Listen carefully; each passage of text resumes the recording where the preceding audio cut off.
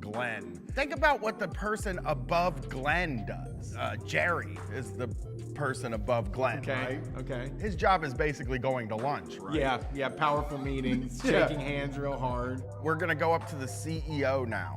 The people that sit around a table and who knows what they're doing? Nobody knows what they talk about. Playing cards. What connection does that person have to what you do and what the customer gets? It just seems like you could really chop like 5 or 6 levels off of any job and the company would still run perfectly. Think about your job. Now imagine your manager isn't there. How much smoother would your day run? I mean, how many of you work a job where you don't even know who the fucking CEO is of the company? That means they're absolutely useless. They're parasites. They're on the top, getting most of the money, sending their kids to private school, driving the fanciest cars, and they can't make a sandwich. Every new level of hierarchy is more money coming out of your paycheck. Unions are fucking great because it's not HR. You need solidarity with the other workers. We need to use that and exercise that. You and your other workers are the most important people at that company. I mean, hell, the way I think about it, maybe you don't get a union at all and you just take the whole company away from the bosses, and that's called a co-op. For the almighty dollar, everyone's a slave. Cause what's the point of doing shit if you ain't getting paid? What else is in the room? What can I rifle? Is there anything left for me? Can I check under the mattress in his bed and see if there's any, gold that I can keep all for myself? Yeah, for sure. All right. What do I roll here? Investigation. I'm gonna investigate real quick. I'm gonna check under his mattress. I mean, at the very least, you might find his porno. Wait a minute. 19. Oh, all right. Yeah, with a 19, you check under the mattress. You find 5 gold hidden under there, tucked away. This guy kind of liked to squirrel away his money, it looked like. You also check under the bed itself, and you do find a box of dildos and his porn. Okay, first I want to take his dildos and that money, and I want to turn around and look at Brett, or Ace Cannon, Anais, and I want to look at Jake. I forget Jake's name. Yakub. I want to look at all 3 of them, and I want to say, all of this is mine. And then now we can maybe move out of the room. Amazing. Congratulations. I start slow clapping. Yeah. Thank you. This was a big moment for me. I found 5 gold to my inventory. Anais is worried about the unclean dildos that Murder Brian has on him. Well, don't worry about it. I carry them with me. No. Just a knapsack full of them? Or? A knapsack full of dildos and 67 gold coins. I'm fucking doing great. I have some inventory. But she's ready to go. I'm ready to go. Wait till I offer somebody a dildo a little later on. See, I mean, if you can make it work. That's the plan. All right, let's roll. Let's roll out. So as you head over to the business district of Rapid City, are you taking a car? Are you busing? What's the plan? I mean, I personally would walk, get my steps in, but we could take a bus. How much is the bus ride? Like 2 copper. Oh, that doesn't bother me at all. I got most of the money. So yeah, we can go do it. I'll pay for myself. How generous. Hey, isn't he? No problem. My cousin's supposed to be rich, and we're taking the bus. I am rich. I don't want you to. I don't have a car with me right now. Oh, that's right. And I also wouldn't let you guys in my car because you all smell. But dirty dildo box. No, it's got perfume on it. So yeah, Brian, how are you carrying these dildos? Yeah, you have to. What's the weight for that? And It's under my arms. We don't do encumbrance. It's like video game rules here. You can just like shove things Can I wherever. stand up? But like, you want me to stand like this in a box under my arm? Keep them in your butt. Yeah. Well, I got one. I got one hanging out. I'll tell you what I'm going to do with the box of dildos. I'm going to take one. I'm going to hang it out of my mouth like a cigar, and I'll put the box on the ground. So you're just walk holding one. Just one Smoking in my mouth one. like a cigar. as the bus rolls up, you stop. The doors open. The bus driver looks at you and he just goes to close the doors. Oh, again. shit, Brian, you ruined it. Okay. I'm going to shove the dildo in the door so it won't close. Make a dexterity check. A dexterity check? Got it. Yeah. I got a 12. Okay. All right. Is that good enough? You wedge that dildo right between those doors and the bus driver says, "Hey man, you can't be doing that here. I don't get paid enough to deal with this whatever you're Sir, God, the smell. I can smell them from here, man." we'll make sure that we'll keep him in his pocket. He won't smoke it anymore. I won't smoke the dildo. You know what? To tell you the truth, and I don't like the litter, I'll throw the dildo on the ground. Just let me on the bus. Okay? Thank you for being reasonable. Yeah, we're going to be Thank you. reasonable now. That's actually, yeah, we should have. Yes. Okay. All right. Fine. Again, I don't get paid enough for this, so yeah. Just throw the dildo on the ground. We're fine. Quick question, Katie. Has anybody ever used a dildo to that quite that useful effect in Dungeons and Dragons before? I mean, I'm sure somebody's used a dildo at some point in Dungeons and Dragons. I mean, but that was a brilliant. Like, I'm on the bus now. As we're on the bus, I'm like, wasn't it brilliant what I did with that dildo? And everybody, and then I'm gonna speak for everybody else, and they're like, "Yeah, you're smart, dude. You're like the smartest." Seats away. Yeah, you're like, well, yeah, and then you're like, you're the smartest guy in this crew. That's like basically.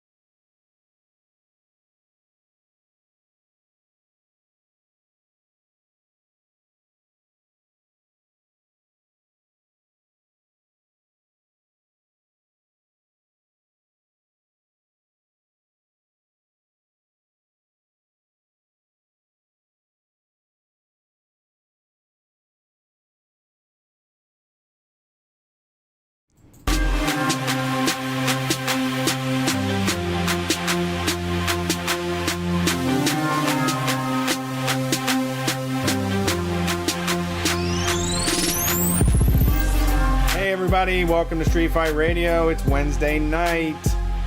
You know what that means? Basement Street Fight. Brian and I are here, for the time being, to yell at each other's faces, talk about the world, and share what's going on in our world as well. We've been doing it for 10 years now. If you like the show, subscribe on all the platforms. We're on social media. We're Street Fight WCRS on Facebook, Twitter, and Instagram. You can find us on Twitch. We're twitch.tv/StreetFightRadio. And tomorrow night on Twitch only, you can only watch it at twitch.tv/StreetFightRadio. Tomorrow night, 8 p.m. Eastern Standard Time. Maybe today, later today, I guess, if you're listening to the podcast. Thursday night, the 29th of April, 8 p.m. Eastern Standard Time, Street Fight in Rapid City. We are once again doing our D&D campaign, so show up for that. It'll be a lot of fun. I really felt like we got into a groove on the second one, and now I'm ready to get to the bottom of this mystery of the mask. Man, I like how the opening of the show now is, we're here in the basement, and we will be for a while, but not forever. So there you go. We're first of all, for the listeners out there, I hate to do this, because it's a peek behind the curtain, really, to tell you the truth. We shouldn't be calling the show the Basement Show anyway. We're not in a basement. We're not in a basement. We haven't been in a basement for a year or something, or months, or I don't know exactly how 14 long. months. 14 months. Brett knows exactly how long we haven't been in the basement. There was a lot of radon poisoning in that old basement. Yeah, we had radon down there, and also, like, a lot of our merch got ruined. Yeah. There was bullet holes in the wall that water would just shoot out like a pail. Like, we had to be like the little Dutch boy at the dike, putting our finger in it. But, yeah, we are moving, but we will, no matter where we end up. Office, warehouse, garage, storage space, it will still be the basement show. Forever. Basement mentality. Basement mentality. Yeah, mom's basement, baby. Subterranean activity. Yeah. I mean, you know, we talk about this behind the scenes more, but I want a warehouse. I don't know if we can afford that, because here's the truth, man. And Brett don't know either, because we don't know how to get commercial real estate. We are actually going to be going into this in a blind. Well, and we'll get ripped off by some kind of a real estate person. I did find a website that had a lot of stuff that looked way more promising than I've ever looked before. So I have to get internet at my fucking apartment. That's an ongoing problem that hasn't been fixed. And so when that happens, in 2 weeks, I'm going to start scheduling walkthroughs, and I'm just going to look as many places as I possibly can. And here's the other side of that. I'm not going to do that. So Brett's going to schedule walkthroughs, and he's going to walk through places and take pictures, and he's going to be like, Brian, what you think about this? You know? Yeah. I'll be there, you know. It's just, the thing that brings me the most fear about this is Chapo had... I don't know if they still do, because I've done their shows recently and they've been home. But they had a space at one point, and it was in like an office sort of area. Maybe more art studios or something. And I was like, oh no, what if we end up in an office area and Brett gets his fucking kicked out the first week for doing dabs? Yeah. I think the idea of Street Fight happening in an office building is kind of funny, because it would be us and our fucking anarchist weirdo listeners showing up while people are leaving from work, and they'd have to fucking deal with us. Look at these fucking jerks. You know what I mean? Yeah, if we could find a place where people work during the day and we could work by ourselves at night, then that would probably make sense. Right. I think that's really what's going to end up happening. From what I understand of spaces for stuff like this, we're probably only going to be able to afford an office, and we'll be there at night, and they'll be there during the day, and they won't bother us. And there'll probably be a security guard named Charlie that we become friends with, and we invite him up to the studio, and then we talk to him, and we bring him a ham sandwich every day. And that's ambitious. Yeah, it's a whole new thing, you know? Security guy named Charlie. Big guy, too. Man, Brett, I have been hoodwinked, and I'm going to talk about this despite the fact that it's going to get me in trouble at home. I have to go to the in-laws Saturday. No, it's not. Hey, Brian, you chose to go. It's not that. Brian's got to go. You're in trouble if you don't go. He been made to go. Yes. And everybody, Brett knows, I don't ever get forced to go. I am like a giant baby. Really? That everybody decides to organize their life around not making me a dick. Sure. But my wife is 50th anniversary now. Here's why it's exciting. I'm going to tell you a couple reasons why it's exciting for me. One, her parents divorced at one point and got back together. Yeah. Wild thing to do. Yeah. Totally unhinged. Yeah, it is. It is like a real impulsive person thing to do. I think, like, as much as, like, I cannot imagine going through the divorce part and then being like, nah, that was all jokes. We was all just playing during that divorce. I mean, they divorced, split up, moved into different apartments, split the kids up, split all their stuff up, and then got remarried. Motherfucker moved to a different state. And then they got remarried. That's true love. That's But- true love for you. So one of her parents believes that it's their 50th wedding anniversary. Yep. The other parent does not believe that it's their 50th wedding anniversary. That's cute for them. That's something. Everybody remember them fighting about it. And now I get to go watch the fight unfold because I don't think one of them knows we're coming. Oh, okay. So it's a party or what? It is like a little get together party. You know what I mean? Like, it's not everybody because not all of them are talking, so you can only get certain ones together. Very rednecky situation. Sure.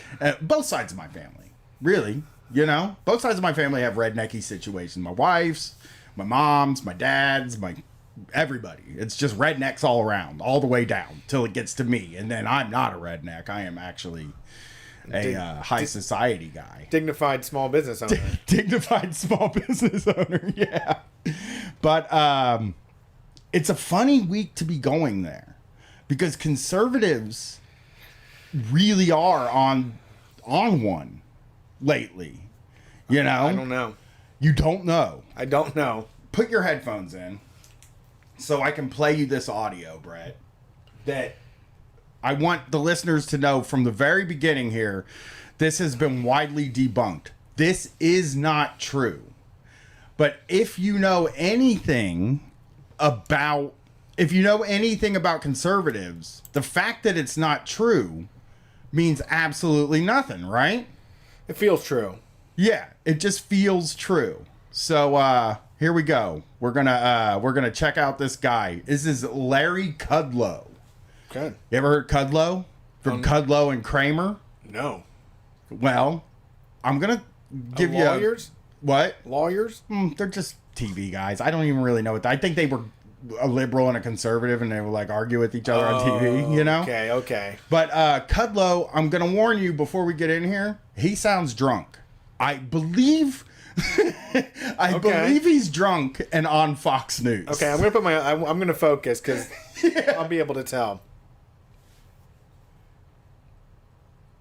Oh, we might have to do a commercial here. So yeah, what could it be? Or any other Boo! No, yeah. I paused it. I turned the sound down. See, they think that they can stop me from playing Larry Kudlow sounding drunk and lying, but they can't. Here we go. Oh, this is like an S&P thing. Like no global advisors. Nobody in our audience is going to know anything to do with that anyway. You know, we don't know nothing about global financial advisors. I just started watching. Welcome back to Kudlow. I'm Larry Kudlow. Great pleasure to be with you. Stocks today closed higher across the board. Mr. Market has apparently decided President Biden's sweeping tax hikes won't be passed. Well, Drunk? Does he sound a little bit drunk? A little sloppy. Yeah. maybe. Yeah, he's got gin under the table. I promise. Let's see about that, because remember, folks, Democrats will have 2 bites out of the 51-vote reconciliation process to jam the tax hikes through. So we love I tax say, hikes, though, caveat here. emptor, Big. be warned. Okay, here we go, Anyway, Brett. I'm still suffering economic shock from yesterday's bad Earth Day. It was bad because President Biden announced a 50% cut in carbon emissions and only... So that sounds bad, right? You a little bit nervous about that? A 50% cut in carbon emissions? Yeah. I'm nervous. I'm really nervous. What's going to happen to industry in this situation, Brett? I don't know.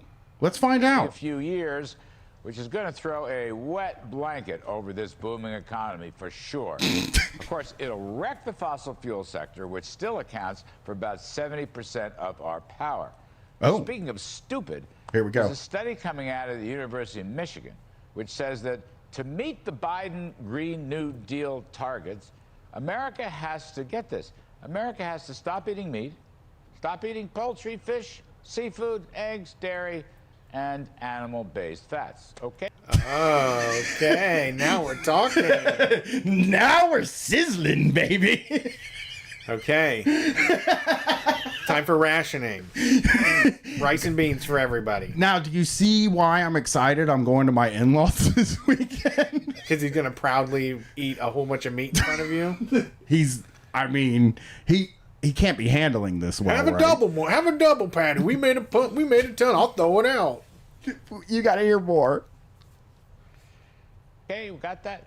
No burgers on July 4th. Okay. Well, now you're stepping over the line here. No burgers on July 4th? That is the burger day. We've been saying that about burgers. We Yeah. love it. It's the most burgeriest day. I can't think of another day for burgers. Like, it's funny that he's like, no burgers on July 4th, where it's like, you know, there was a point in my life where I had burgers 5 times a week. And I'm fairly certain that there are still people out there that are having burgers 5 times a week. And that's really what we're talking about here. People watching this on Fox News eating a burger pissed. God damn it! Spit it out. And just spit his burger out like, what? Look, I'm okay with chicken. I'm okay with turkey. Okay? But there's meat. We're talking about the real meats over here. My father-in-law loves meat so much, but he hates chicken. He thinks chicken is bullshit. Right. I believe that's because it's healthier. Sure. You know what I mean? Where it's just like Your kind of like doctor said. yeah. This is like the same reason he's not getting the vaccine. You're eating chicken. That's not toxically masculine at all. But he would get so mad. So every year for my birthday, they would make me what I want to eat. Mm-hmm. And I don't eat over there a lot because I don't like the food. They don't, it's just... No seasoning, boiled chicken. It's just not good food. I told you about the time I went over there and they pulled out a fucking thing of red beans and rice. It was just huge. And it was just red beans, rice, and fucking ground beef. Yum. And it was just like, you don't even have to add the beef. You know, there's already protein in there. I hate it. Just add a sausage in there. Mm. Okay, let's hear if there's any more complaints about this. I'm sure there won't be. No steaks on the Barbie. I'm sure Middle America is just going to love that. Can you grill those Brussels sprouts? Yeah, they're good. Get ready. You can throw back a plant-based beer with your grilled Brussels sprouts and wave your American flag. A plant-based beer. Yeah. Not a meat beer. No more meat beer. No. You're just, wait a second. They're not taking my meat beers. They're not taking that chicken liver IPA that I drink all summer long. Chicken liver. That's gross. That just made me feel gross. They wouldn't need a chicken liver IPA. It'd have to be a beef liver IPA. Yeah. It would be a cow liver. A foie gras. There's not enough suffering. You know what I mean? Pork belly IPA. I was like talking to my wife about this whole thing because they have really been freaking out about this. Okay. Just Joe Biden's taking away meat. He's fucking telling us we can't have meat. And they've been nuts about it. And my wife's a vegetarian. I'm not. And we're just like kind of having this conversation where I said like, so the Impossible Burger Whopper really tastes like the Whopper. There is no difference between the Impossible Burger and the Whopper, except there's less suffering involved with the Impossible Whopper. Sure. Right? There's no difference in taste, texture, or any of that stuff. So then we were kind of talking about, I was like, they're going to lab grow meat, obviously. We're going to live in a world with lab grown meat. And this whole vaccine thing has really fucking thrown me off a little bit. It's been very like eye-opening to me. I don't think they're going to eat lab grown meat, dude. I don't think they'll eat it because you're not killing nothing to have it. Well, yeah, I just think they're going to say that some sort of synthetic hormones or something is bad about it. I saw, I posted a meme, one of my fucking relatives that said, stay off my lawn, stay away from my house, stay off my property. I don't want your vaccine shedding all over me. there's this like ancient vaccine thing where like when they would give somebody a live shot of like a little tiny bit of something to inoculate them, apparently you could breathe out a little bit of fucking polio or something. Okay. But the ones they make now, that mRNA shit, it doesn't apply to it at all. But this is now they're pro science. Now the vaccine, it's constantly changing. Yeah, they don't know. I really don't think they understand mRNA, which I don't either. I'm not claiming to, but I do understand. My wife was telling me her best friend at work, who is somebody that's very nice and also seems fairly reasonable to me when I meet her, not getting a vaccine. I know. Her and her husband just are not getting a vaccine. And I said, why? And she's like, well, they just want to wait and see how it shakes out. And like, they feel like it was rushed to market and shit like that. And I was just like, it wasn't rushed to market. Yeah. They're working on it for 10 years. And like, you can find that out. You can like actually, somebody posted something earlier today that said something like, I read 3 articles, so I'm not getting the vaccine. Like they feel like there's like hundreds of different ways that they explain this. Fuck, dude. They did a story today about how Pfizer makes that goddamn vaccine in the newspaper. You could like look at it and be like, I mean, it was in the New York Times, so like obviously that's liberal bullshit. But it's like the amount of people that aren't getting it is almost becoming kind of alarming to me, where it's like, why are we having walk-ins now? Like, we're really at the point where there's walk-ins and you can't get people to come in and take it? Like, we were only good for 40%. Only 40% of us were willing to do this. That is crazy to me. I agree. No, I'm baffled by it. I wonder if they go back and like the people that think America's falling apart and that this is the final days of the Great Republic. Like, what did they think of the science back then? Like, would they have been polio? I mean, there was polio. I mean, there were Spanish flu truthers. Yeah, I've seen there were people that had fucking signs and protested and did that. So I guess Yeah, I think it might be I don't know if it's worse now, if maybe because information travels. Well, yeah, and you can plug into your own stream of information. And as long as you're convinced that you don't like liberals and these new agey people that are adopting new lifestyles and changing things, as long as you decide that's what you're against that, there's science to prove they're wrong. That's all you need is science to prove that like we're making a bad decision. Yeah. I was on the phone with the fucking customer service for the cable company, and she was like, "You sound a little grumpy today, sir." And I was like, "Well, I got my second vaccine. I'm a little sluggish today." Yeah. And she was like, "Oh, I got the first one, and I was like sicker than hell for 12 hours and this and that.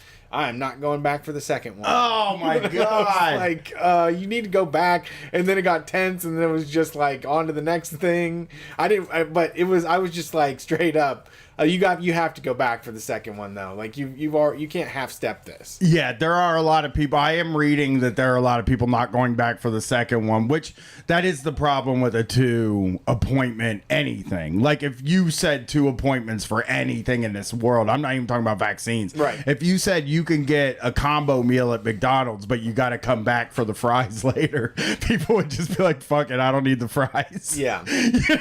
Like it just is like. I even hated having 2 appointments. Like where I was like, even through the 4 weeks between shots, I was like, maybe I don't have, like my brain just started saying like, maybe I don't have to, it's 90% effective. Yeah. Let's check in on Kudlow here. Call it July 4th green. Now I'm making fun of this because I intend to make fun of it. This kind of thinking is stupid. It comes from a bunch of ideological zealots who don't care one whit about America's well-being. Not one whit. Wow. And just to round out yesterday's Bad Earth Day, we're going to take a mean, more detailed isn't look at that President like Biden's doubling of the capital gains tax. Oh no, now I can't stop Kudlow. No, isn't that really like people that are, because okay. They don't care about our well-being. They want to see Brussels sprouts instead of hamburgers. They don't care about our well-being at all. Because I won't play the rest because it's like about capital gains tax and shit. And I just wanted to get the beef stuff in there because what came out on Fox News was that Joe Biden was going to make it so you're only allowed to have 4 pounds of beef per month. That was what they believed, was 4 pounds of beef per month. And it sent them in a tailspin. Just crazy. Right. And I saw it and I kind of was like, well, I don't think, first of all, I know he's not going to, they will never do that. They will never. No. No, they don't have the power to do that. Yes. And there's too much money. Yes, involved. and the entire American system would have to fall before we started saying no more beef. Yeah. You know what I mean? Like, yeah, it's all subsidized. Like the whole thing is subsidized by the government. They're the ones that are propping up the whole fucking industry. Yeah, making it cheap, fortifying all the milk, all that stuff. Yeah. So so that was the first thing where it's like, God, those people will fucking believe anything. They will really believe fucking anything that somebody says. That's not gonna fucking happen, you know? And 4 pounds of beef a month is like plenty of beef. Is that per person or what? Per person, yeah. But it's plenty of beef. Who needs more than that? That's all I eat. And I love beef. Beef's my favorite food. 1 4-ounce patty a week? No, 4 pounds. Yeah. Oh, 4 pounds. Oh, you're right. 4 pounds a month. 1 pound. Yeah. Yeah. Sorry. 4 pounds a goddamn month, dude. 16 hamburgers a month. Yeah. Yeah. For one person. Oh, man. You can only eat 2 double cheeseburgers a week. It's fucking going to be miserable hell out here. I need ground beef for my spaghetti sauce. I need ground beef for my taco mix. I need ground beef for my stuffed peppers. I need ground beef for my taco pizzas.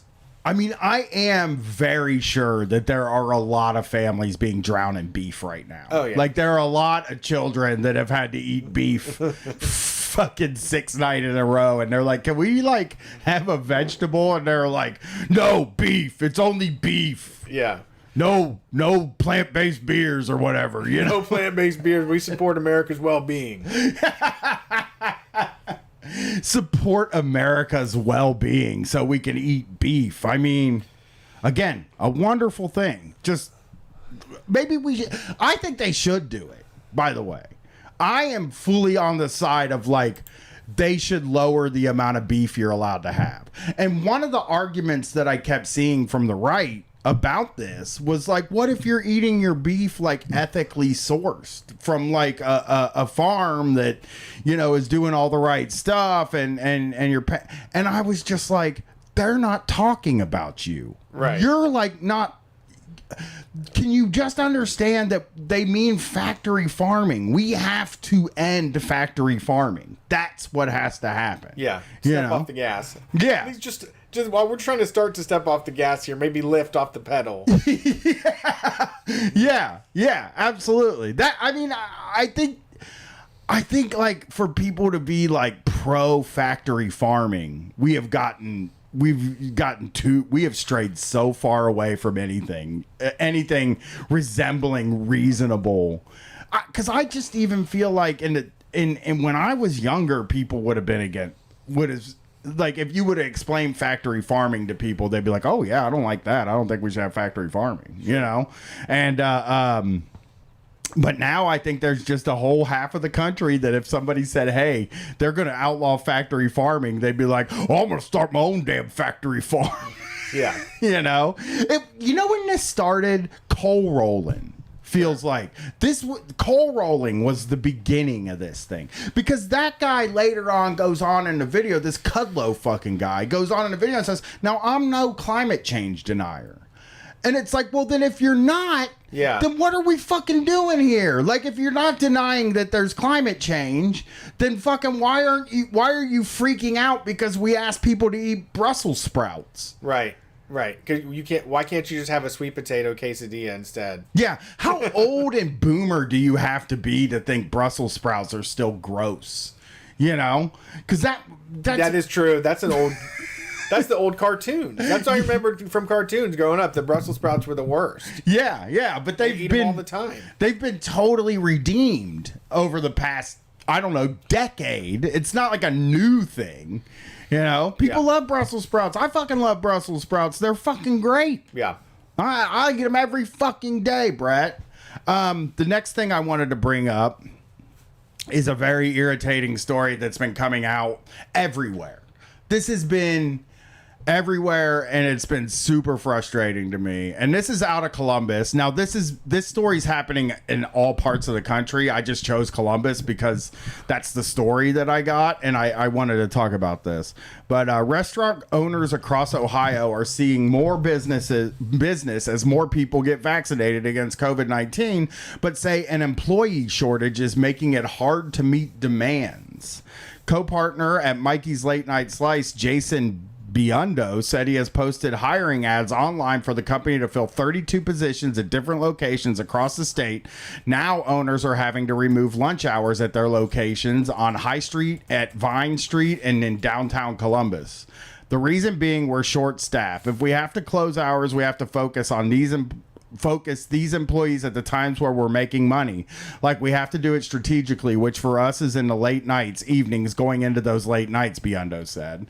So they are all like, so okay, here it goes. Biondo said in the last 6 weeks he's seen more customers than he has since last summer. We have concerts which are going to start happening again. We have like no employees for our Newport and LC locations. Our mobile truck has like 3 people working on it right now, and they're booked every day until about November. Restaurant owners are sending these same messages to leaders with the Ohio Restaurant Association. So this story's been happening all throughout the country, that there is an employee shortage. Yeah. And lots of people found like work from home opportunities. Lots of people found ways. Some people, I talked to somebody that was like, you know what? You guys talk so much shit about door dashing, but I live a pretty frugal lifestyle, and I love just doing DoorDash for 10 hours a day because I get pretty bored anyways, and I listen to podcasts and everything, and I don't have to worry about shit. And so, and now that person is, they were in, like, you know, restaurants and shit. Working restaurant. Yeah. A lot of people are doing gig work and probably doing okay, doing like Grubhub and stuff like that, because I mean, the Uber Eats app is like, there's definitely not enough people driving in town. Every time I look at it, I go to get Shake Shack and the delivery charge is $25. Jesus. So it's like, there's definitely not enough people driving and doing Uber Eats or like any of these apps. So, but they're claiming that they're having trouble finding people. And all I can really say about that is like, maybe pay more. Yeah. Maybe that is what could get people to work for you. Well, yeah, I think also people got away from those jobs and realized they want to do something else. There's people in the Facebook group that made numerous posts about it. It's like, I want to get away from drugs and alcohol, or I want to get away from crazy scheduling. I want to get away from standing all day and running around and being a server. I found something else, or I'm pursuing other things. And yeah, and it is, it's going to take a lot to get somebody to go and do that shit.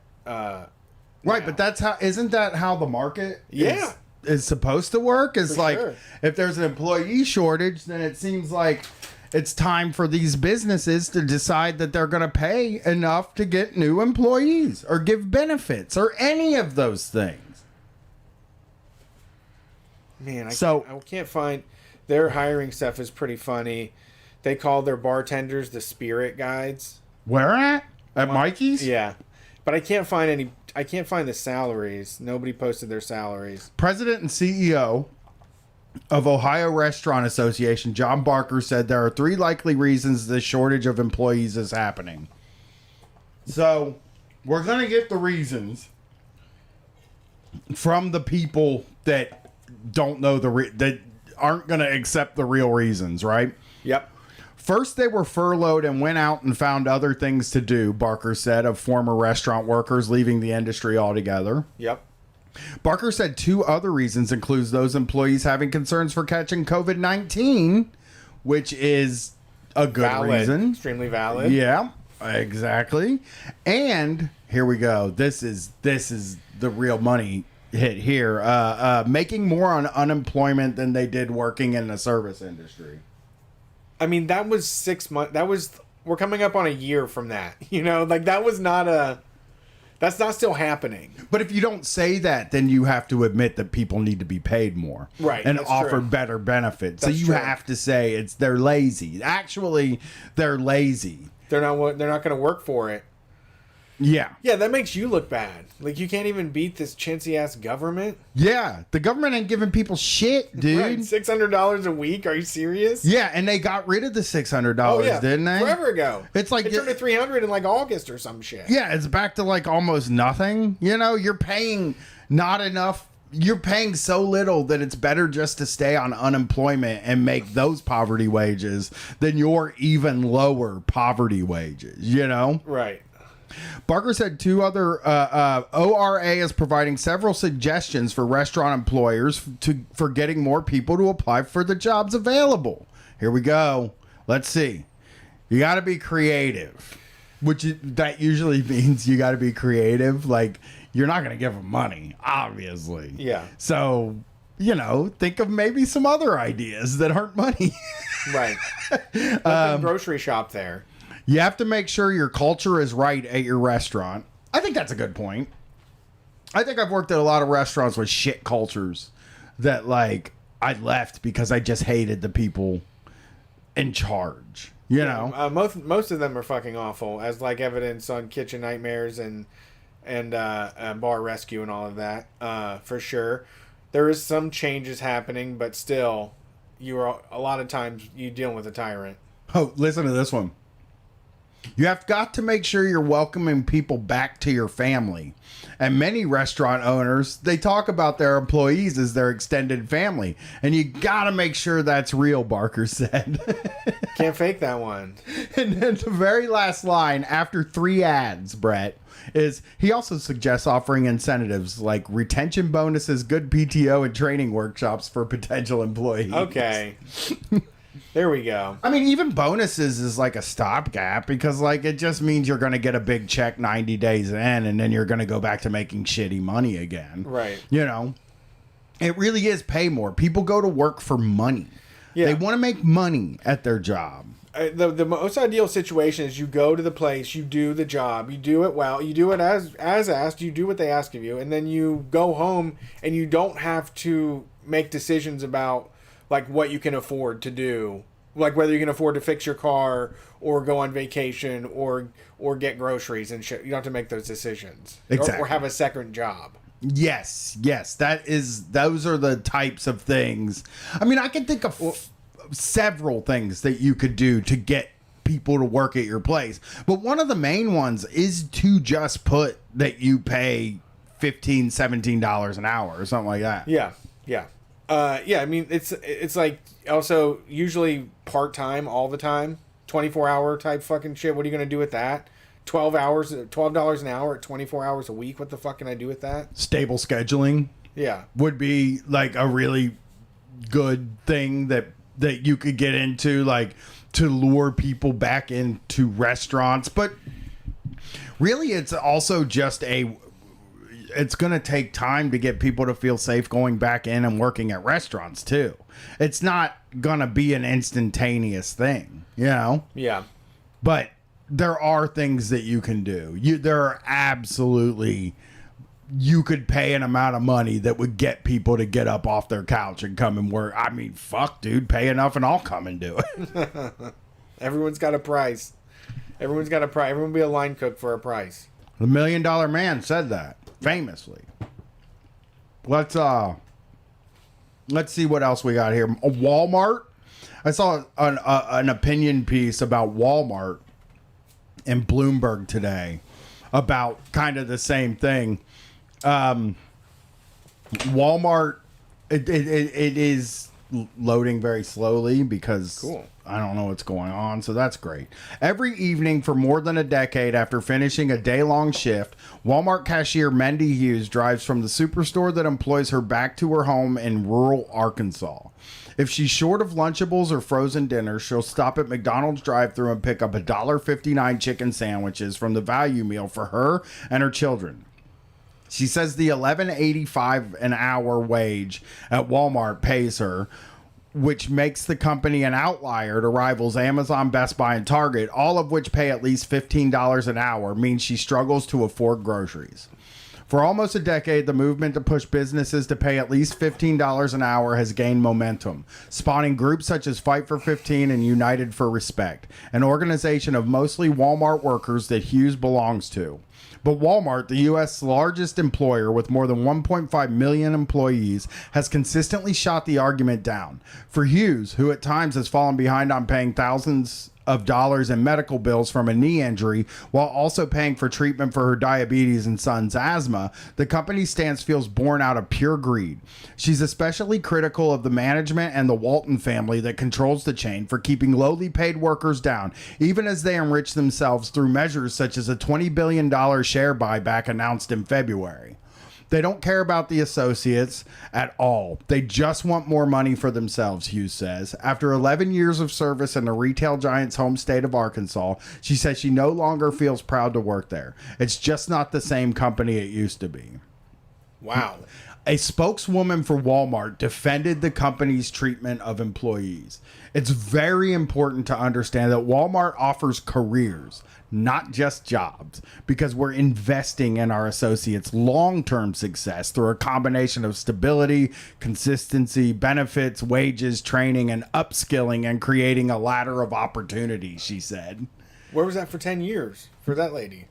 Yeah, well, that's what they always say is like, we don't pay $15 an hour because you're supposed to become the CEO of this company. Right. That's how it works, you know? Yeah, no one would become manager if we only paid $15 an hour. Yeah. Walmart, meanwhile, with President Joe Biden's initiative to mandate a $15 minimum hourly wage at the federal level by 2025, way too late, stalling, many of the U.S.'s largest businesses are taking matters into their own hands and setting their lowest nationwide pay at the level voluntarily. Costco Wholesale Corporation has set its minimum at $16. Wow. Walmart, meanwhile, pays a minimum of $11, and its long-standing reluctance to follow rivals in raising that figure is especially jarring to critics given the company's financial might. As the pandemic raged last year and shoppers raided store aisles to stockpile foods and sanitizers, Walmart's annual revenue increased by $35 billion to more than $500 billion, on which it earned $22 billion in profit. That money could definitely pay $30 an hour. Yeah. You know? Yeah. You just shouldn't be allowed to make $22 billion in profit. It just shouldn't even be a fucking thing. That's unacceptable. Yeah. That's unacceptable. You forgot to pay your people. Oh, you said that was profit. That's not actually profit. That's supposed to go to your employees. Yeah. The fortune of the Walton family, the world's richest, soared to $250 billion during that period. Disgusting. Yeah. Yeah, and their lowest pay, their minimum pay, it's $11 an hour. They start people out at $11 an hour. Like, why? I don't even know why we live in a world where we let that happen. Like, where we're just like, what the fuck, Walmart? You know, give them the money. Right. I mean, and even in a fucking American dream world, wouldn't that be like the trickle down shit? Wouldn't that be like a Walmart's an upstanding job? You know, like.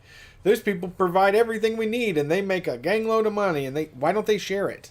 Yeah, I don't get it. I mean, I think part of it, though, is that I don't think a lot of people understand profit. Like, even just, like, Republican types, I don't think they understand what profit is. That it's just money left over after the whole thing. It's what you have. That you could... I mean, fuck, dude. They could do so much with that money.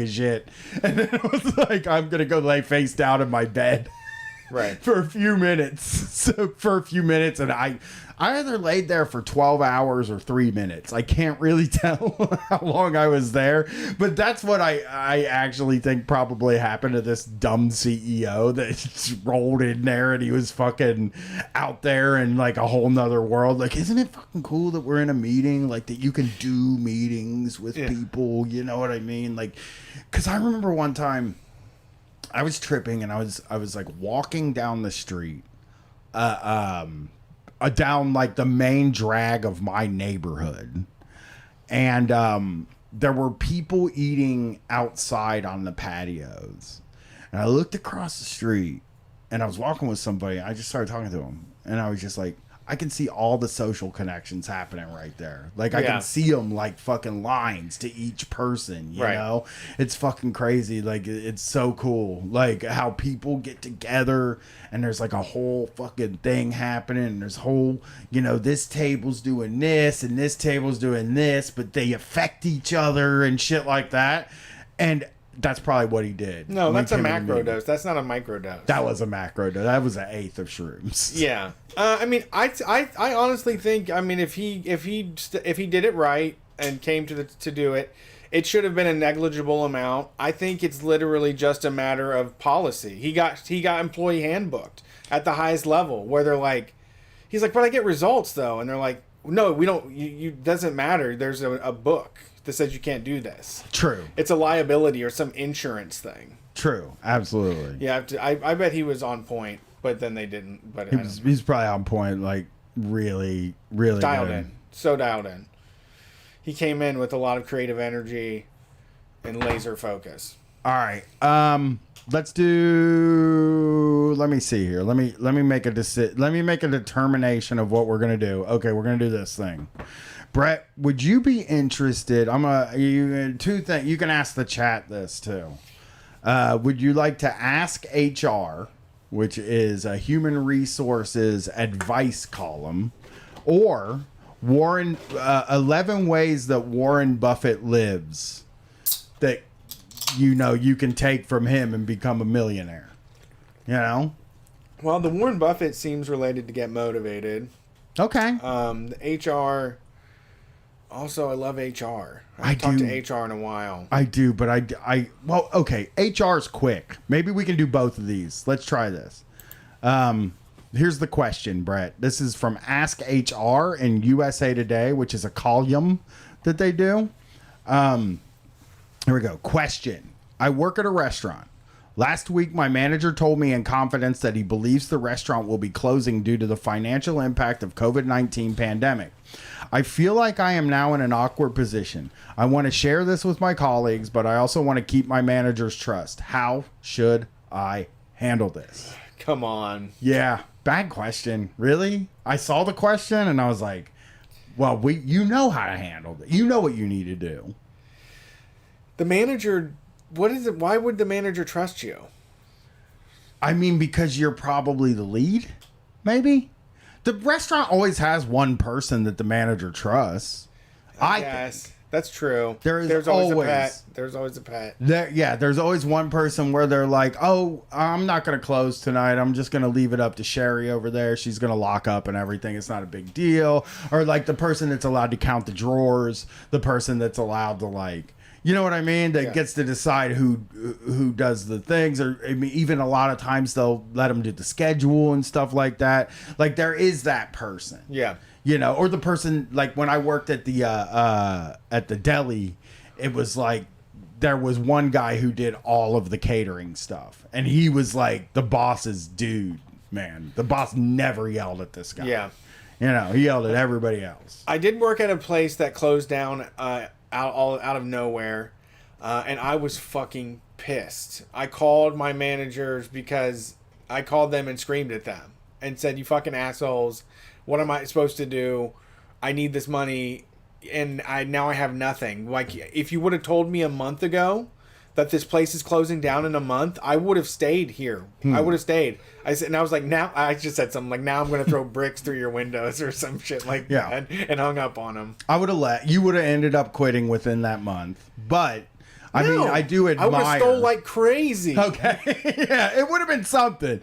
Because for me, it would have been like if I knew the place was closing in a month and they were like, they informed me of it, I would only make it 2 weeks for sure. Maybe a week. It would just be the first sign of resistance. I'm like, fuck this, I'm out of here, you know? Sure. What, they're closing? I don't fucking care. Yeah, I mean, you should tell everybody. That shouldn't be a fucking secret. Everybody should know this, and be able to make the decision and know what's coming up. It affects their lives. Yeah, so let's see how USA Today HR Johnny C. Taylor Jr. Well, that's kind of a country music name. I hate HR, but I would listen to a Johnny C. Taylor Jr. album for sure. Well, the COVID pandemic has impacted employees. No, the COVID-19 pandemic has impacted employees, employers, and businesses in a million big and little ways. It seems like you've been put in an incredibly difficult position, balancing the knowledge of a potential closure impacting you and your colleagues while keeping your people's managers' trust. I don't think the managers' trust means anything. I don't. Yeah, it doesn't like this. It doesn't carry over. It's not like in your file or something. Like when they go to get your next job, they're like, "Oh, he had the manager's trust." Yeah. Yes. In the permanent record, it says here, this person had the manager's trust. You should hire him. You can trust him. Yeah. In your exit interview, the manager stamps your paper, trusted. Now here comes the HR shit. Here we go. That said, dangerous 2 words. 2 of the most dangerous words in the English language. Okay. That said, I encourage you to keep this sensitive information to yourself. That is such an HR answer. I've never heard such an HR answer, but we get some reasoning.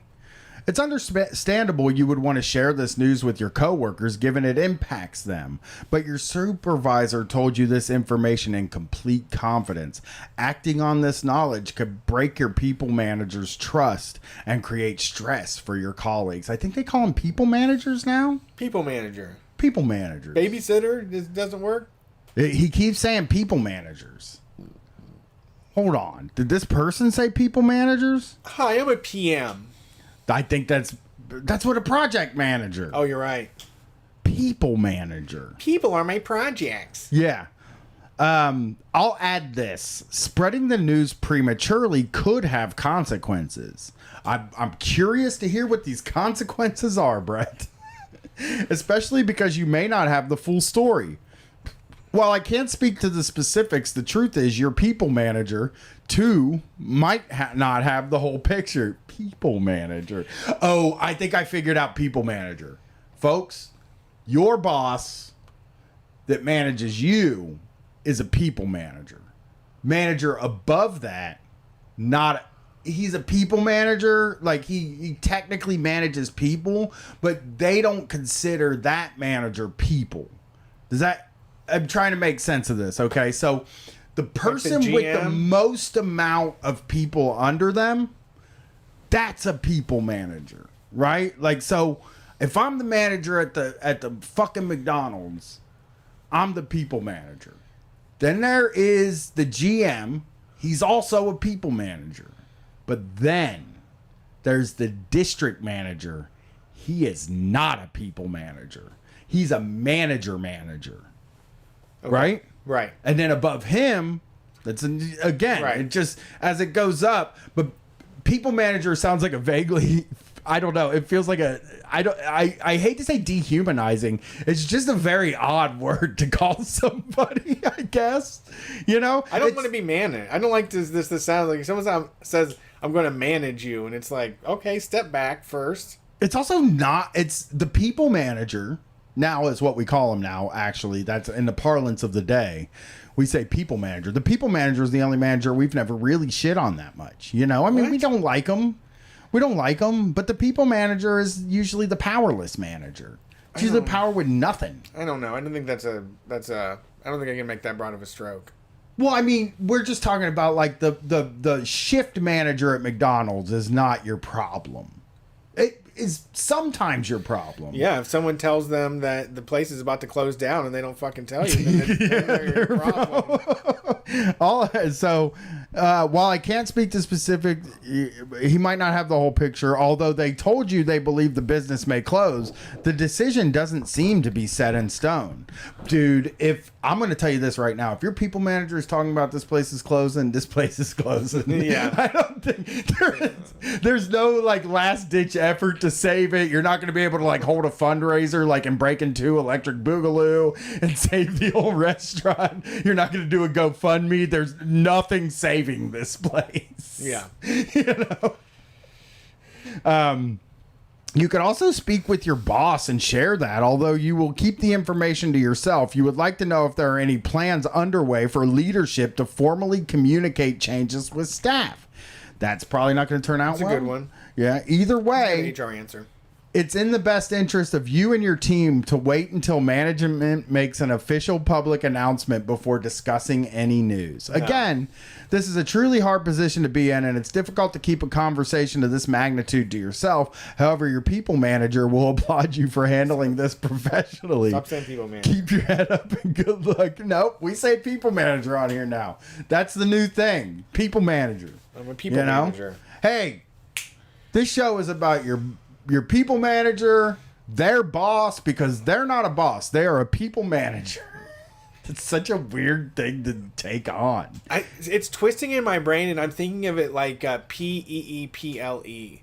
Like meeples are in board games. They're called meeples, and I'm just thinking like this is turning them into board game pieces. I'm Googling people manager right now for us, so we can get the lowdown on how to be a good people manager. Stop saying that. It sounds horrible. Okay, to me now. this is called Leave Dates. This is from a website called Leave Dates. How to be a good people manager. I say PM sometimes, but really I just say mainly people manager. The whole thing out there. It feels good coming out of my mouth. Yeah. You know, 50 powerful ways to become a better manager. People manager. Yeah. Hold on, I'm gonna go back. This one is just 50 ways to. I'm trying to find out where people manager. What? You flubbed. Job hero, people manager job description. Here we go. Now we're getting there. Now we're there. Okay. People managers, also known as human resource managers and HR managers. Oh wait. Yep. So they're calling themselves that. HR is now people managers. They are, yeah, I guess we've poisoned HR. Finally, HR has been poisoned. Now we've moved on to the more odd, say, Yes. people managers. Sounds like people sitting at desks and just like holding you by the head and just placing you places, or You're just like cogs. It is like you're like just I don't know. It's picture weird. a chessboard with a big hand. Yeah. It just grabs heads and moves people to new desks. Maybe even like the claw machine, because the hand is too personal. Yeah. It does sound like a job a robot does. Right. It doesn't sound like a job that a human does. Yeah, like cattle management is something that you do as well. That's a career. People management is like a bizarre sci-fi situation. I can't believe this happened. When was this this description of it? I'm trying to find out the date so the date it was written isn't on here. I'm going to try to I want to find a date for when we started saying this. I mean, we started saying it today. This is the first. Someone in the chat says people manager for them is anyone that has people that directly report to them. Yeah, that's what it says. I'll read it. I'll actually finish reading that. Oh, goodness. SHRM Online publishes articles each day on hiring workers, determining salaries and benefits, managing performance, and complying with workplace laws. So it doesn't... I can't find the section, but yeah, that's what it sounds like. Here's what the qualifications are. Let's see what the qualifications are to be one. All right, here we go. Must be able to butcher a cow. Yeah. but look at it like you must be able to butcher a cow, but look at it like a person, but look at them like it's a cow. You have to really manage the interior of the cow. Yes. Okay, so they actually hire, fire, interview, and supervise employees. They manage all staffing needs within a company and perform employee evaluations. Many businesses with a large number of staff hire people managers for full-time shifts to serve as a link between employees and managers. Oh, it's a lead? Is this a lead? No, this is HR. HR. This is 100%. They just gave themselves a new name. Yeah. Wow. Well, we learned we're new something around here. We're just floating around, having a coffee, talking to people, managing what their expectations are at work if we have to. I don't like the name. I gotta tell you, I don't like this at all. Not one bit. We're gonna use this word from now on just because I really want to jam it into the ground. But I will say we don't like it. You want to hear this? It's a big switch, yeah. Yeah, it is a big switch for us, especially a show that we've been talking about HR for a really long time. R.I.P. HR. You know what I mean? Human resources does sound like this like just set in stone, like authoritarian. Like when human resources, you're on the other side of a desk and they're telling you something bad, but it's legally sound. Yeah, they're fucking you over, but it's all legally okay to do. Let me read. People manager is like someone else. I feel just like a really shady friend. You over there. You go there. You do that. You type here. You go there. You look at that screen. You do this. I bet Justin Liu, the CEO at the other place, got fucking people managed. I bet he was like, we need to consider having experimental pharmaceuticals as some of the mental health protocols. I mean, geez Louise, it's 21st century. Geez Louise. And then they're like, what do you mean? They're like, well, I take a drop of LSD in the morning, to pep me up and get me going. Like, no, sorry. Now I have to manage you. I have to manage your way out of here. Yeah. You want to hear? I got a horror story for you here from the Ask HR subreddit. Oh God. This is going to scare you. Listeners, bone chilling. You might have to pull over. This is like a Saw movie for the Street Fight listener. And I'm just you're gonna go through a series of emotions as you hear this guy talking, and you're gonna end up in this guy's head. I guarantee it. Because when I read it, I felt his panic as he wrote it. Can I say Psychic Gasoline in the chat said human resources sounds like something you'd actually go to for help? Like resources sounds like you can use them. People managers, like you go to them and they're like, no, we manage you. You don't come to us for resources. We manage you now. Doesn't it also, can I just say also about people manager, it does sound like I feel like I'm a problem that you have to solve. In a way where they it's hate like that you're there. They hate you. God damn it. These people, and they go home and they tell their husband, the hardest fucking thing about being a people manager, is that the goddamn people. Right. Here's a horror. Here's a person melting down, sort of, and I lived in this person's body for 24 hours after I read this. Brett, okay. Trigger warning. I was offered a job yesterday and accepted it, with no mention of a drug screening at any point. Today, I was informed of a drug test to be taking a week for my first day. A week before my first day. I am not confident I would pass the THC component. Okay. Is there a loophole to be exploited here? Like, this guy fucking rocks, man. I was offered a job and accepted it, which is documented. I have not been onboarded yet, as the drug screening is part of the onboarding. You should have asked, I guess. You can't, though. You're not allowed to ask. Yeah, if you asked, they'd be like, actually, you're not getting the job. I always wanted to ask, dude. Yeah.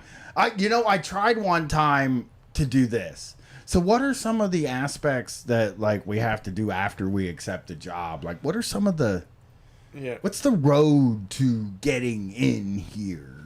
Right. What bodily fluids are involved? Hair, spit. Do you need my piss, or is it hair, or is it spit? If it's hair, I'm out. I mean, if it's hair, I'm gonna have to leave. Yeah. Well, I have a shaved head before the test, so I wouldn't be able to do it.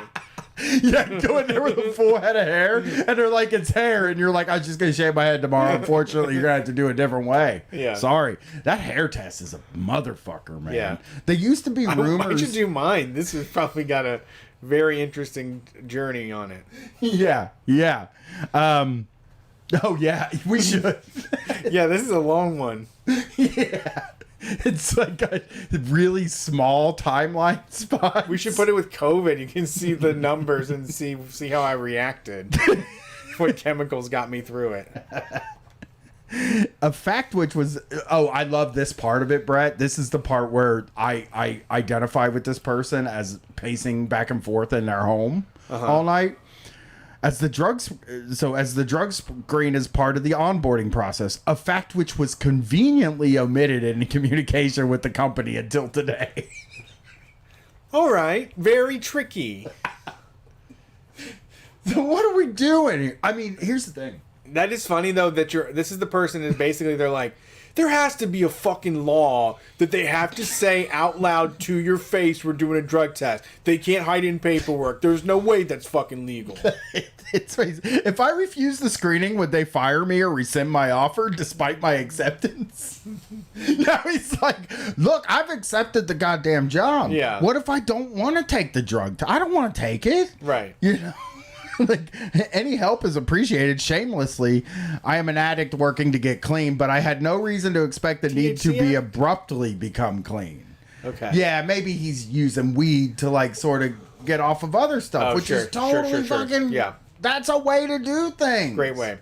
All these HR people are terrible, though. Oh, I know. The answers. Yeah. The people managers in here are just motherfuckers, dude. No, there's no loopholes. You should assume that any employer will drug test, and they didn't conveniently not tell you about the drug test. That's stupid and ridiculous that you would think that they waste time and resource to interview and hire you just hoping to play gotcha. Well, do you understand the mental state that this person's in? He just found out he's got to take a drug test. There was one that there was a job, the warehouse job I got. They did actually say we don't drug test. They said that like straight up front because people would just leave otherwise. Yeah. None of them ever did that for me. I mean, the last one I had with a drug test was the cable company, and I passed it because I was really into painkillers at the time, so I just was clean for 24 hours and it's all gone. Yeah. You know, I wasn't even smoking weed at the time or anything. But over the time I was there were a couple times where I had to risk getting a drug test, and I somehow got out of it every time, you know. So bravo, Brian. You know what you have to do is tell them that, like, if you get injured on the job and you think they're going to make you take a drug test, you have to tell them you're having a panic attack and that the only doctor you can see is your doctor. That's what I did, and it worked. I was jettisoned away, and then I went home and I drank Zydot or whatever the stuff is. I don't remember the stuff. It used to be Zydot. Because there used to be... The other thing about the hair drug test is there used to be a rumor when I was coming up in my day that there was a shampoo. Oh. That would cover the hair drug test. I didn't know that. Maybe we should Google how to pass it. Yeah, I thought hair was pretty new. I've never encountered one. It used to be a big deal. Oh, yep. How to pass a hair follicle drug test wiki. I'm going to take one. What? I'm going to take one. You should. A drug test. Okay. 1, determine your odds. Know when you'll have to take a drug test. Drug testing laws vary by state and country. Job applicants are commonly drug tested as part of the hiring process. Okay, so they're telling you to time it right. Okay. Now we got to move. So the next thing is know which drugs are commonly tested for. So amphetamines, cocaine, THC, opiates, phenylxylidine, and alcohol is occasionally tested for, in addition to the above drugs. Yeah. So that, I don't want to see that number. Yeah, we don't need to see that. Know which drugs employers may choose to screen for, and that's barbiturates, benzos, methaquone, quaaludes. Can you get those? You can still get Quaaludes, huh? That's what it says. It says it. Methadone, propoxyline, and nicotine. You can't do that. That's fucking really not fair. And they also screen for hallucinogens, inhalants, which that's weird. I didn't know you could do that. Anabolic steroids and hydrocodone, which seems unfair too. Okay. Understand how the hair test works. Here we are. After you consume any drug, the active chemicals in the drug will circulate through your body. These chemicals or certain other chemicals produced when your body processes the drug, called metabolites, can accumulate in your hair follicles. As a strand of hair grows, its follicle will deposit these chemicals in it. Hair tests look for these chemicals in a small sample of your hair. Now, they tell you how it's processed. They don't give you a timeline, though? It's just whether it's there? Yeah, well, they said 90 days. Oh, okay. So hair tests cut a small sample of your hair, usually 1 to 3 clumps, about 50 strands each. Most cuts are taken from the back of the head so as not to ruin your haircut. Well, and also, just let me say, I'm like Samson. My strength is in my hair. That's a Boys in the Hood quote, but also Samson did have strength in his hair. Okay. It's true. The standard detection window for the hair test is 90 days because hair grows about 1.5 inches. You know, they tell you how hair grows and shit. So it's 90 days. If no hair is available on your head, you're bald or have a shaved head. Ooh, hair from other parts of your body can be tested. I would love to hand over a handful of pubes to some fucking HR person. Just 1, 2, 3, pull out 50 pubes in the office. Toss me some scissors. You can have my pubes. So number 7 thing here is immediately stop any drug use. Bummer. Okay. As soon as you know you'll have to undergo a drug test, stop taking drugs. If possible, cease all drug use before you even begin looking for jobs. Hair tests can detect the use of some drugs like cannabis up to 90 days after it's occurred. Jesus. So the next move is, if you're desperate, try a home remedy. If you've used drugs often within the last 90 days and you have a hair test at the end of the week, you may consider using a commercially available product or a DIY home method to improve your chances of passing your test. Okay. These methods have not been proven to work in a scientific setting. They are only supported by individual, unverified stories of success. Your weed guy. Part 2. Yes. Your weed guy. Vinegar rinse home remedy. Yeah, they do that for everything. Yeah, that's true. That's like the stay-at-home mom's like get down, vinegar everything. My a good buddy of mine finally got a job where he had to take a drug test, and he did fucking drink like a jar of vinegar. Like he drank up, it just made him so fucking sick. And then he was like, he took the first 2 drinks, and he's like, this vinegar's fucking me up, man. This vinegar's making me feel sick. So then he got fucking orange juice out of the refrigerator, and he mixed the vinegar with the orange juice and drank like a whole glass of it. He just drank so much vinegar. And I asked him, like, why are you drinking vinegar? And he's like, because it chases the drugs out of your system. You know what I mean? Like, he really believed it just cleaned everything out. So it says, at home before your test, begin by saturating your hair with white vinegar. But work the vinegar through your hair slowly over a 10-minute period to get maximum saturation. How funny is it that people walk into these things smelling like vinegar? Let the vinegar sit for 15 to 20 minutes. Refrain from rinsing. This gives the vinegar time to sink into the hair and scalp. This doesn't work. There's no fucking way. It would be funny if you pulled your hair up and it all fell out from the root. Next, soak your hair with salicylic acid acne treatment. Use a treatment with a 2% salicylic acid concentration. Again, pour slowly and allow liquid to soak into your hair. Leave the vinegar and acne treatment in your hair for about 30 minutes. 4.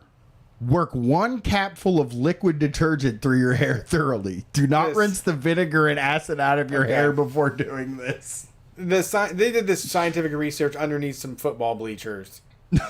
Well, okay. Now, step 5. Add a dash of water to 1 scoop of powder detergent to make a paste.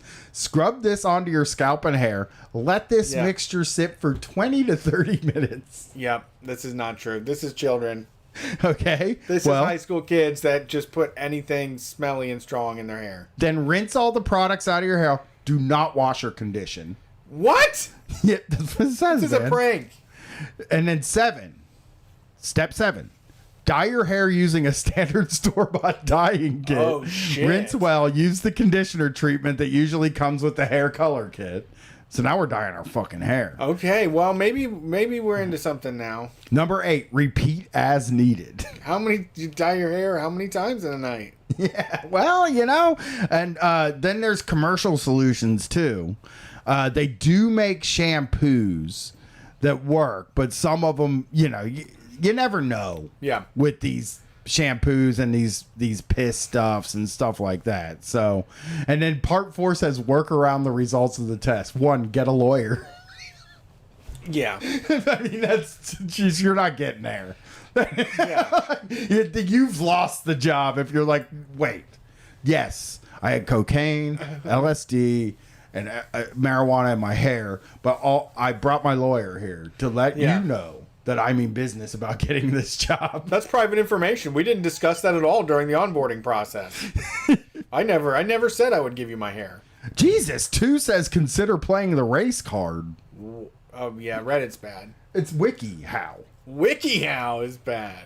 3, try to take a second test. Now this is a good, because like you can get a second test if you dilute your piss. Yeah. I know that for a fact. If you fuck it up. Yeah, you can fuck it up and get a second test. So, then the last step here says, if it doesn't work, you can say accept any treatment offer options. So you could be like, I'll go to rehab. I'll go to weed rehab, man.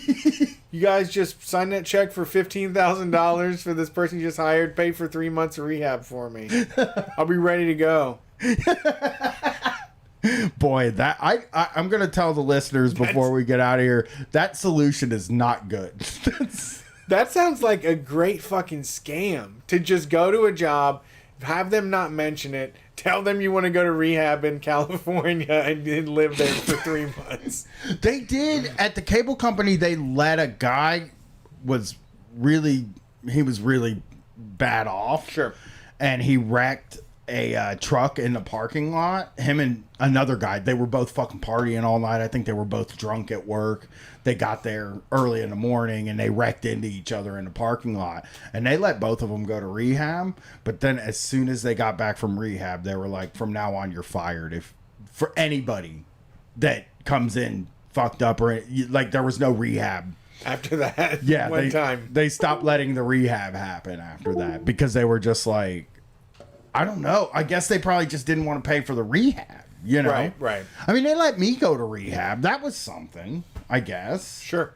So. All right, that's Street Fight. We'll see you tomorrow. Yeah, thanks for listening.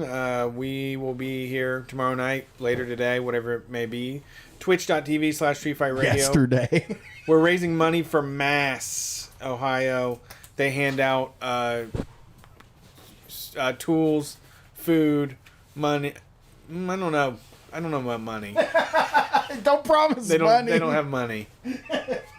They hand out safe injection supplies. They make food and groceries, but not money. We need to give them money so that they can buy stuff to hand out. Yeah. Yeah, Side Dial is right. This is the Flubageddon. This is the flubbiest of flubs so far in 2021. And if you want to find me, I post under the Street Fight account on TikTok and Instagram and Twitter, Street Fight WCRS. I'm Brett Payne, BRETTPAIN on Twitter. Brian is Murder X Brian. Yeah. On Twitter, if you want to follow along. And we will... Oh, yeah. All right, and... Oh, Jack Nancy said we played an ad for 6 minutes long. Oh, jeez. Someone in the chat said they didn't know what was going on. All right, well, enjoy. That's Street Fight.